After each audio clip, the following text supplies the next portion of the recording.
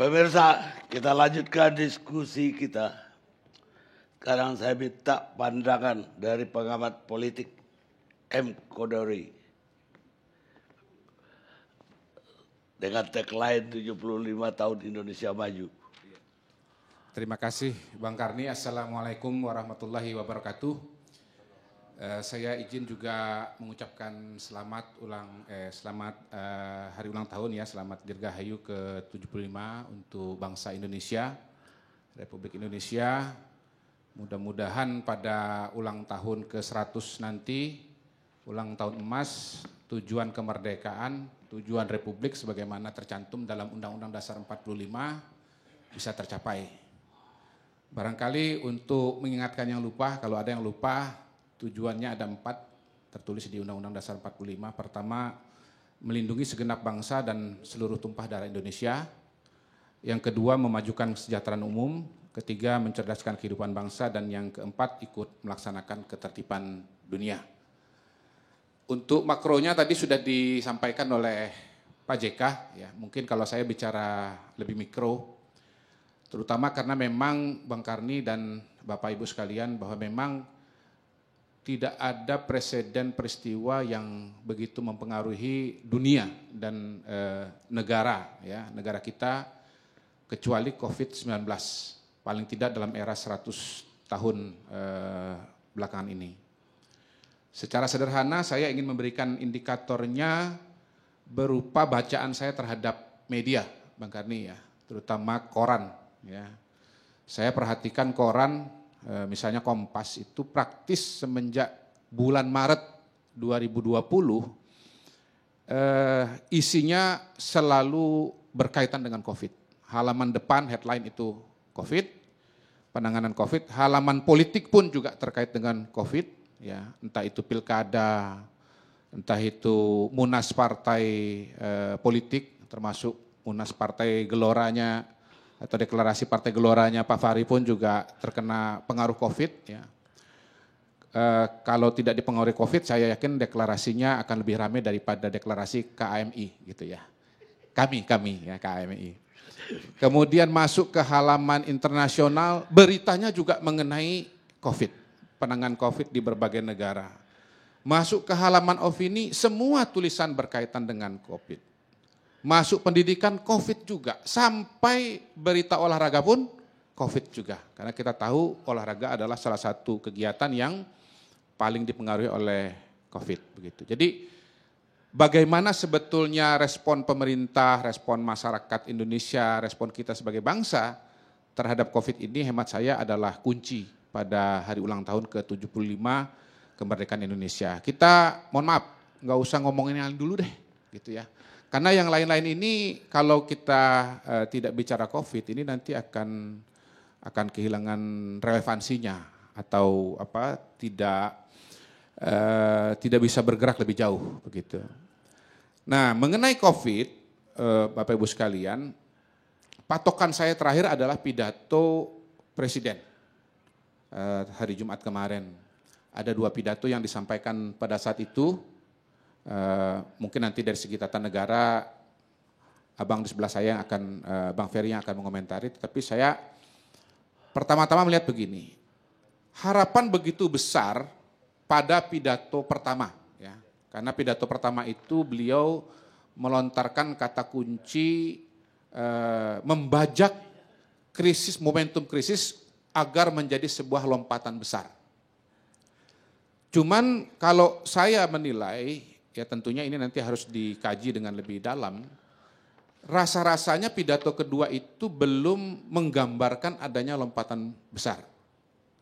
Ada lompatan tapi kecil, ya. Jadi lompatan ada tapi kecil-kecil. Nah, apa syarat agar pidato Pak Jokowi yang pertama itu, ya, terutama yang kedua itu bisa menyambung pidato beliau yang pertama, ya. Kalau hemat saya, Bang Karni, pidato Pak Jokowi itu harus pertama-tama menyusun prioritas bidang-bidang yang harus ditangani pada saat ini. Ya. Apa saja itu? Pertama tentunya adalah kesehatan. Yang kedua buat saya yang penting adalah persoalan pangan. dan pertanian. Yang ketiga itu nomor 2 itu bantuan sosial, yang ketiga adalah pertanian, kemudian yang keempat teknologi informasi, dan yang kelima membangun satu data Indonesia. Nah, saya coba uraikan sedikit ya. Untuk masalah kesehatan pasti targetnya adalah untuk pertama-tama menahan laju peningkatan COVID-19. Karena walau bagaimanapun kasus COVID di Indonesia pada hari ini hitungannya masih tinggi ya. Trennya belum mencapai suatu penurunan yang dianggap artinya ada harapan bahwa ini kondisi menjadi lebih baik begitu. Nah, untuk bisa menurunkan COVID ini ada 2 aspek yang harus dikerjakan. Pertama adalah mengubah atau intervensi perilaku masyarakat Indonesia, ya, baik itu lewat penegakan hukum dan disiplin yang sudah dan baru-baru ini dilaksanakan. Yang kedua adalah dengan membangun kebiasaan-kebiasaan baru yang betul-betul efektif, yang pada hari ini kita lihat belum terlalu efektif. Dan pada titik itu saya katakan memang terminologi yang dipakai oleh pemerintah itu belum cukup kuat untuk membuat masyarakat lebih berhati-hati dengan COVID. Terminologi yang pernah dipakai itu misalnya new normal, nah itu malah membuat orang merasa bahwa sekarang keadaan udah normal begitu. Justru kontraproduktif dengan apa yang diharapkan. Kemudian terminologi adaptasi kebiasaan baru, nah, itu ada barunya tetapi sebetulnya tidak cukup seram sehingga tidak membuat orang kemudian secara disiplin melaksanakan protokol COVID. Misalnya seperti pakai masker atau cuci tangan. Jadi hemat saya sebetulnya terminologi yang dipakai pemerintah itu harus ada kata COVID-nya. Jadi orang itu langsung dengan sendirinya kontan bahwa tahu ini COVID begitu. Misalnya tatanan hidup dengan COVID begitu. Kemudian PR yang juga penting adalah soal vaksin, ini juga sudah dikerjakan, kemudian obat, tetapi buat saya yang terpenting sebetulnya disiapkan pada saat ini dan harusnya juga dibicarakan oleh Presiden adalah bagaimana nanti teknis implementasi vaksinasi itu akan dilaksanakan. Menurut saya ini tidak bisa dianggap enteng. Kalau ada teman-teman dari DPR yang berkaitan dengan Komisi Kesehatan, tolong ini dipertimbangkan. Saya membayangkan bahwa mencetak atau membuat vaksin itu rumit, tetapi melakukan vaksinasi kepada 270 juta warga Indonesia itu akan jauh lebih rumit lagi. Siapa yang duluan, ya, bagaimana mekanismenya, itu kalau tidak diatur dari sekarang Bang Karni, bisa menimbulkan keributan, bahkan bisa menimbulkan kerusuhan sosial. Karena apa? Karena semua orang pengen mendapatkan vaksin secepat-cepatnya. Ya, dan yang jelas teknisnya bagaimana. Saya membayangkan kita bikin pemilu saja rumit, apalagi melakukan vaksinasi dalam jumlah yang begitu besar. Pemilu itu hanya diikuti oleh orang dewasa, 190 juta Bang Karni, sementara vaksin akan diikuti mulai dari bayi sampai ke kakek dan nenek. Itu akan rumit luar biasa. Nah, itu harus dibicarakan dari sekarang agar masyarakat punya bayangan dan punya harapan yang lebih baik di masa yang akan datang. Yang berikutnya, kalau soal bansos ini kita sudah tahu ya, ini sudah banyak dibicarakan. Walaupun kemudian problem yang terbesar sebetulnya adalah pada aspek data. Ya. Jadi pemerintah ini baru saja mengeluarkan sebuah perundang-undangan dan program pembangunan yang namanya Satu Data Indonesia. Di situ ada data orang, ada data kewilayahan, dan ada juga data keuangan. Begitu. Nah, yang paling jadi concern saya pada hari ini dalam situasi pandemi ini adalah data mengenai orang, Bang Karni. Karena apa? Program-program pemerintah sebaik apapun, ya, dan semasif apapun, kalau datanya tidak akurat, maka kemudian implementasinya akan bermasalah. Ya. Mulai terjadi perdebatan, ya, mulai perdebatan antara orang yang dapat dan tidak dapat, sampai kepada soal efektivitas. Saya khawatir serapan yang jauh dari maksimal pada hari ini, minimal belum sesuai dengan harapan Pak Jokowi, antara lain disebabkan oleh problem data. Ya. Saya mendengar bahwa dari sekian banyak bantuan itu ya kalau tidak salah 8 macam itu ya. Ya masing-masing kementerian punya datanya sendiri-sendiri. Dinas pendidikan punya datanya sendiri, dinas sosial punya datanya sendiri, dan bahkan menurut salah satu ahli demografi, data DTKS yang sekarang ini sebetulnya 93% itu sama dengan data yang lama tahun 2015, artinya 5 tahun yang lalu. Begitu. Jadi problem bansos ini juga sebetulnya bukan hanya pada level apakah kemudian dialokasikan atau tidak, begitu ya. Dan itu sebetulnya dalam tanda kutip agak mudah membuat programnya, tapi justru bagaimana mendistribusikannya kepada yang berhak, begitu. Nah, terkait dengan ekonomi, sebetulnya pemerintah harus berfokus kepada bidang pertanian. Pertanian secara luas, baik itu perikanan, peternakan, maupun perkebunan, khususnya hortikultura. Ya. Saya punya 8 alasan mengapa pertanian ini harus jadi fokus perhatian pemerintah. Yang pertama, konsumsi pangan tidak bisa ditunda. Kalau beli mobil masih bisa ditunda, Pak Karni. Ya. Nggak tahu kalau misalnya Bang Kapitra masih beli mobil, tapi saya yakin kebanyakan orang nggak beli mobil. Ya. Jadi Bang Kapitra ini pengecualian. Ya. Yang kedua, karena konsumsi pangan tidak bisa ditunda, maka kemudian pertanian pasti akan terus berkembang. Dan itu sudah terbukti dari data BPS kuartal kedua tahun 2020. Di mana pertanian menjadi salah satu sektor dengan tingkat pertumbuhan positif dibandingkan dengan sektor-sektor yang lain. Yang ketiga, mungkin ini banyak yang sudah tidak menyadari, sampai dengan hari ini, mayoritas tenaga kerja Indonesia itu masih bekerja di bidang pertanian, Bang Ferry. Ya. Kalau di ruangan ini sudah tidak ada lagi petani. Tetapi sebetulnya per hari ini 30% dari pekerja, tenaga kerja Indonesia itu masih di sektor pertanian. Jadi dari 129 juta itu 30% masih di pertanian, sekitar 38 juta.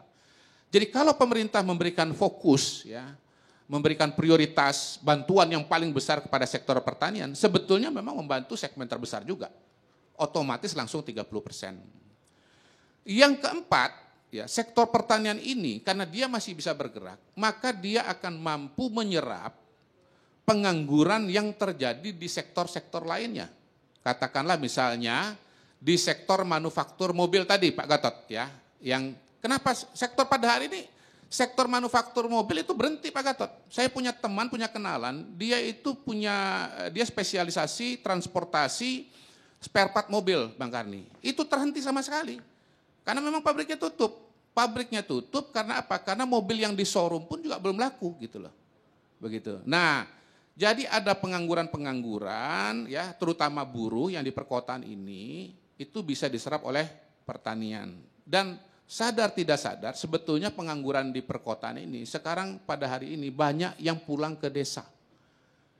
Nah, pulang ke desa karena di kota tidak bisa bekerja, mereka pulang ke desa dan mereka kemudian dibantu kehidupannya oleh keluarganya. Tapi sampai kapan? Kalau sektor pertanian ini tidak mendapatkan bantuan. Yang kelima, substitusi impor. Kita selalu ribut, ini pertanian Indonesia, pangan Indonesia, ngimpor dari luar. Nah, inilah saatnya kalau memang Indonesia mau mandiri, ya, karena dari luar negeri pun bisa saja pada suatu saat nanti menghentikan ekspornya demi memenuhi kebutuhan dalam negeri.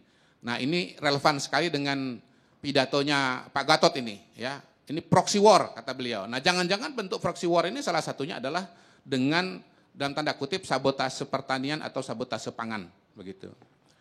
Jadi ilustrasi saya mendengar bahwa gula saja itu kebutuhan dalam negeri tiap tahun 6 juta, yang bisa dipenuhi dalam negeri adalah 2,5 juta, berarti sekitar berapa? Hampir 4 juta itu sebetulnya masih impor, begitu. Jadi banyak sekali yang masih bisa ditanam atau dikembangkan oleh orang Indonesia sendiri.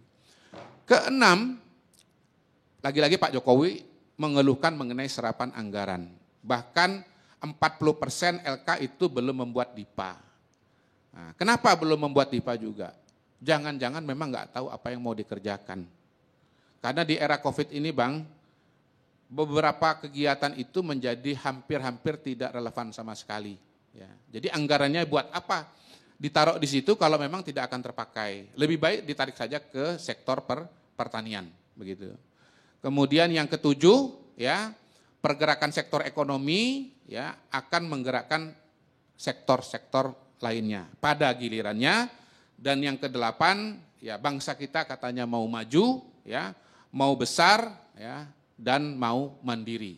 Ya, buat saya kata yang lebih operasional daripada maju dan besar itu adalah mandiri. Mandiri sendiri untuk pangannya, mandiri sendiri untuk kesehatannya, mandiri sendiri untuk berbagai kebutuhannya. Nah, itulah yang seharusnya menjadi tujuan pemerintah. Ya, mungkin terakhir, ya. Pada hari ini juga yang harus menjadi perhatian pemerintah adalah pengembangan infrastruktur digital. Pak Jokowi terkenal dengan infrastruktur fisik. Pada hari ini yang nomor satu hemat saya adalah infrastruktur digital.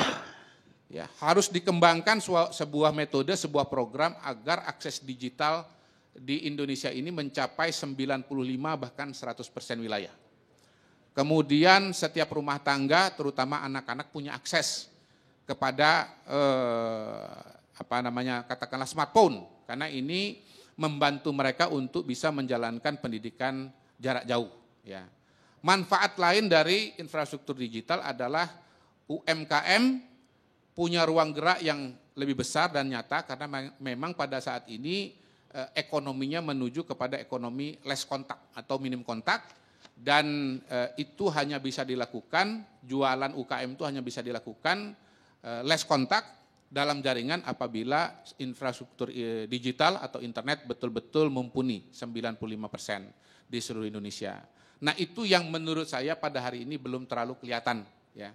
Saya lihat datanya proyeksi Outlook 2020 untuk per LK, lembaga dan kementerian, dibandingkan dengan proyeksi 2021, yang naik signifikan itu kembali adalah Kementerian PUPR, kemudian pertahanan, ya, dan pertanian juga naik dari 7 triliun 2020 menjadi 14 triliun, 2 kali lipat. Tetapi kalau dibandingkan dengan sektor-sektor yang lain, rasanya belum mencerminkan sebuah lompatan besar yang kita harapkan. Begitu kira-kira. Terima kasih. Wassalamualaikum warahmatullahi wabarakatuh. Ya kesimpulannya Indonesia maju itu masih jauh, Dok. Ya, bahkan sebetulnya hemat saya tagline-nya jangan Indonesia maju. Ya, dugaan saya tagline Indonesia maju ini dirancang tahun lalu, ya, ketika belum ada kejadian COVID. Ketika ada kejadian COVID seperti ini, harusnya tagline-nya diubah, ya, dan tagline yang mungkin lebih tepat adalah Indonesia tangguh atau Indonesia kuat. Jadi memang tidak mudah untuk melakukan perubahan. Jangankan melakukan perubahan anggaran, apalagi percepatan, mengubah tagline saja menurut saya tidak berhasil. Terima kasih. Baik, terima kasih.